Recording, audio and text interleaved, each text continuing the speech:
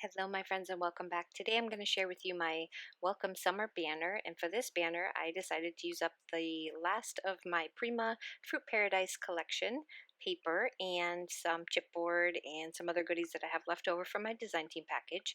And for this one, I just decided to take the chipboard and I cut it down to 4 by 5.5.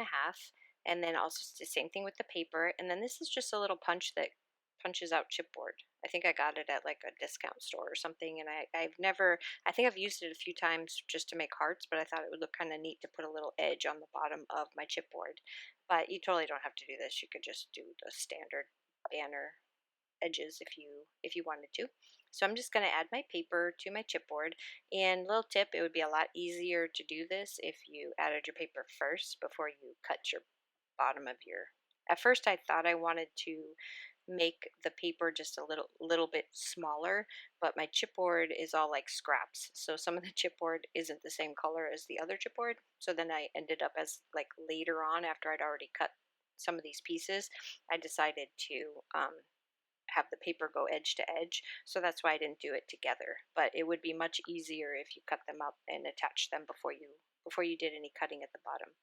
For the eyelets, I used my crocodile, and I end up going back and changing these to white because I think the colored ones just made it look a little too whimsical, and I was going for a more distressed kind of shabby look. So I'm going to use my tea dye distress ink, and I'm going to just kind of go around the edges. And this is a background dye that is also a Tim Holtz, and I just fussy cut around it. So I just cut it because it doesn't cut that edge. You have to fussy cut that edge off. And I'm just going to use it for my background. And just like when I make cards, that's kind of like how I figured out how to do each one of these panels, was just kind of the same way as I do a card. So there'll be layers. You have your background layer and then your elements, and some things are popped up and some things aren't. And that's just kind of how I decided to put my banner together. So I really like the interest in the different layers and the different textures on the banners. So again, just going to keep distressing all of my edges. I'm going to pop up that circle in the middle just to give it some dimension. Also, these letters are from my stash. I have no idea where I got them, but I probably got them at the local craft store, either Michael's or Joann's or something like that, years ago, and they've been sitting in my stash, and they are white. You'll see when I flip it over.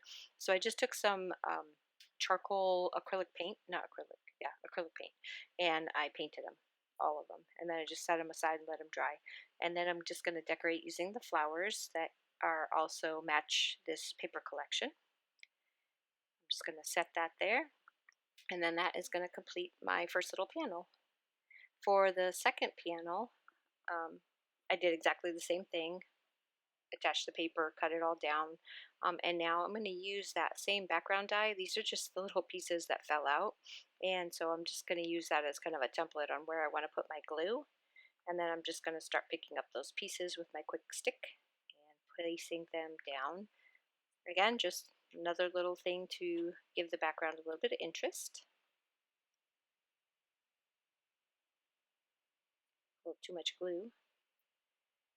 And then I took some of the pieces. Now I spread this up because it takes a little while, and if you can see up in that top corner right there, that little round thing with the red dot in the middle, that's, if you don't have one, it's a Tim Holtz, it's a distressor. So we use that on the edges of the paper to rough up the paper. And so I did that with each one of these strips, and now I'm just kind of ripping the edges and attaching them, kind of offsetting one from the other, again, for more interest in the background.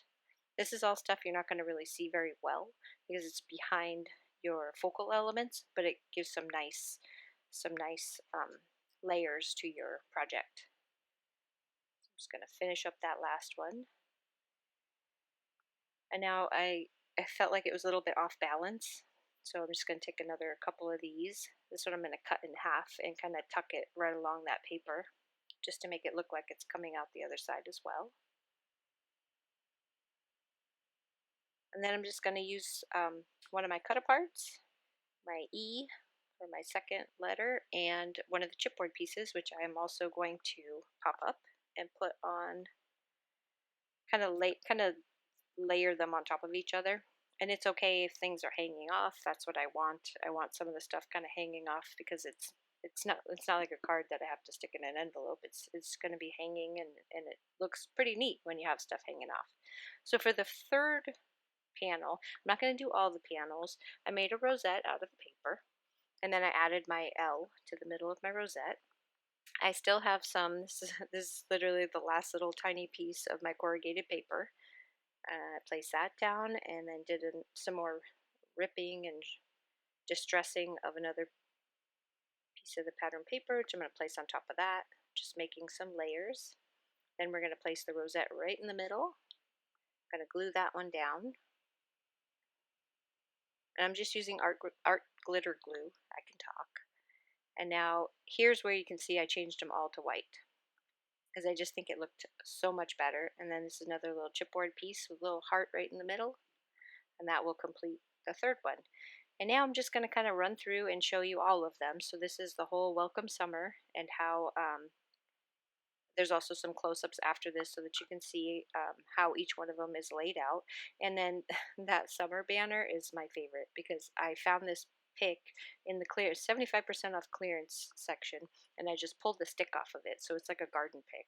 I just snapped the stick off, and then I took a piece of sandpaper and I sanded it off, because it was shiny pink, and I sanded it and made it really dull pink, and then I attached it to my banner. So I thought it looked cute at the end. And it's also, like I said, that piece that you can just remove and replace it with spring or fall as well. So here's some close-ups of each one of the panels.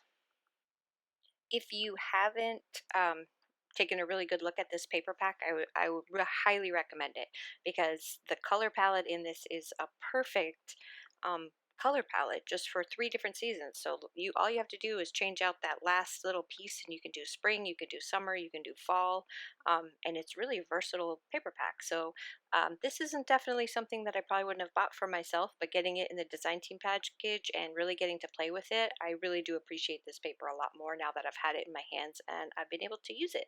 So yeah, I'll leave the links below. You guys can go check it out if you'd like, and leave you with the picture of it hanging up on my fireplace. And thank you guys so much for stopping by. I really, really do appreciate it, and I will see you again real soon with the next video. Have a great week, and yeah, see you later. Bye bye.